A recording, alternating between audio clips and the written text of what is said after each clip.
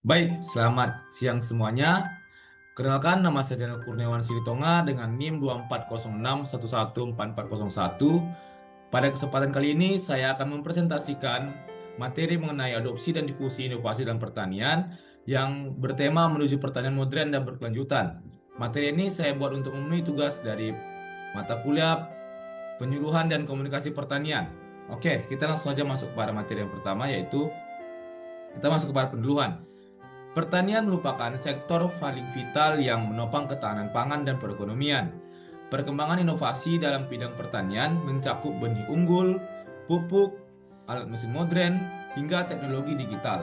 Namun, keberhasilan inovasi tidak hanya ditentukan oleh kualitas teknologi tersebut, melainkan juga oleh beberapa cepat petani mau mengadopsi inovasi, serta bagaimana inovasi itu menyebar di kalangan masyarakat tani. Oke, kita masuk kepada adopsi. Nah, sebelum masuk kepada yang lebih lanjut, kita harus tahu nih pengertian adopsi itu. Adopsi adalah keputusan petani untuk menerima dan menggunakan suatu inovasi dalam usaha tani mereka. Proses adopsi ini tidak terjadi secara instan, karena petani biasanya melalui tahapan pertimbangan, mulai dari pengenal inovasi, mencari informasi, menimbang manfaat dan risiko, mencoba dalam skala kecil, hingga akhirnya mereka mau menggunakan secara penuh. Contohnya, seorang petani yang mungkin mencoba varietas padi baru di sebagian lahan sebelum menanamnya di seluruh sawah sawahnya. Jadi sebelum melakukan inovasi ini, para petani cenderung lebih mencoba dulu terlebih dahulu di skala yang kecil, baru memulai di skala yang besar. Kita masuk pada tahapan adopsi inovasi. Yang pertama adalah kesadaran. Petani mengetahui adanya inovasi baru, misalnya pupuk organik cair. Nah, kesadaran ini adalah petani yang mulai sadar akan inovasi yang lebih berguna dalam memajukan proses pertaniannya. Yang kedua adalah minat. Minat ini adalah muncul rasa ingin tahu dari petani hingga petani itu mencari informasi lebih lanjut tentang inovasi apa saja yang dapat dia gunakan dalam memajukan pertaniannya. Yang berikutnya yaitu adalah evaluasi. Evaluasi ini adalah petani menimbang keuntungan dan kerugian jika menggunakan inovasi tersebut, di mana evaluasi ini berguna agar petani tahu seberapa besar untung yang ia dapatkan jika melakukan inovasi tersebut. Yang berikutnya adalah percobaan. Inovasi yang dipilih oleh petani ini diuji dalam skala kecil untuk melihat hasil nyatanya. Seperti yang kita jelaskan tadi, petani lebih dulu mencoba dalam skala kecil, karena bila terjadi kerusakan atau kesalahan, tidak mendapatkan rugi yang terlalu banyak. Yang terakhir yaitu adalah adopsi secara penuh.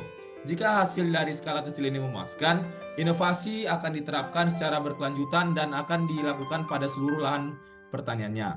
Berikutnya adalah faktor yang mempengaruhi adopsi. Yang pertama itu adalah karakteristik inovasi. Inovasi yang sederhana, murah, dan terbukti bermanfaat lebih cepat diterima oleh kalangan petani. Yang kedua adalah karakteristik petani. Tingkat pendidikan, modal, pengalaman, dan usaha sangat mempengaruhi keputusan petani untuk mencoba suatu inovasi. Misalnya, petani yang lebih muda biasanya akan lebih cepat tangkap akan inovasi yang tersedia pada zaman sekarang ini. Yang berikutnya adalah lingkungan sosial. Dukungan dari kelompok tani, penyuluh, atau tokoh masyarakat sangat memberi dampak untuk petani agar dapat melakukan inovasi dalam lahan pertanian mereka.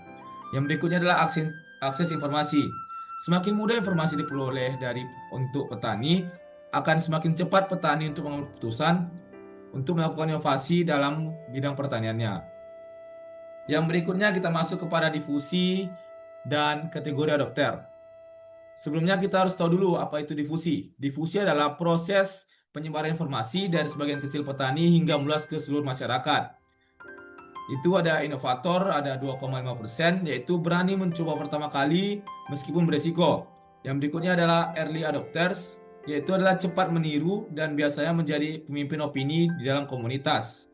Yang berikutnya adalah early majority, yaitu mengadopsi setelah melihat bukti nyata keberhasilan, di mana ini adalah setelah petani melihat inovasi ini berjalan baik, mereka akan langsung mengadopsinya untuk dilakukan pada lahan pertanian sendiri. Yang berikutnya adalah late majority, di mana ini adalah baru mengikuti ketika sudah menjadi kebiasaan umum, di mana ini terjadi ketika inovasi tersebut sudah banyak yang menggunakan dan petani tersebut baru mau menggunakannya di lahan pertaniannya.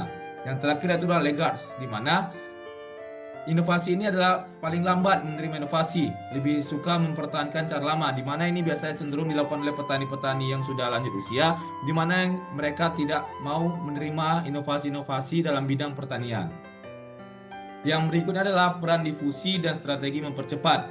Difusi berperan penting dalam mempercepat penyebaran teknologi unggul, meningkatkan produktivitas, dan memperkecil kesenjangan antar wilayah. Jika difusi berjalan dengan baik, pertanian akan berkembang dengan cepat dan mampu mendukung ketahanan pangan nasional.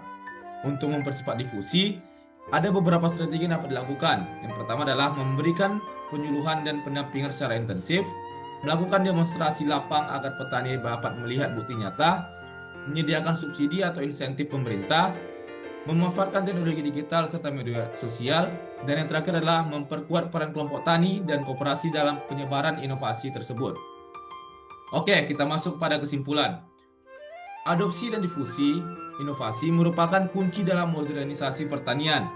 Proses ini membutuhkan sinergi dari berbagai pihak, mulai dari petani, penyuluh, pemerintah, peneliti, hingga masyarakat luas. Semakin cepat inovasi diterapkan, maka semakin besar pula dampaknya terhadap peningkatan produktivitas, kesenjangan petani, dan ketahanan pangan nasional. Seperti kata pepatah, inovasi bukan hanya teknologi, tetapi juga keberanian untuk berubah. Sekian yang dapat saya sampaikan. Lebih dan kurangnya saya mohon maaf. Saya ucapkan terima kasih dan selamat siang.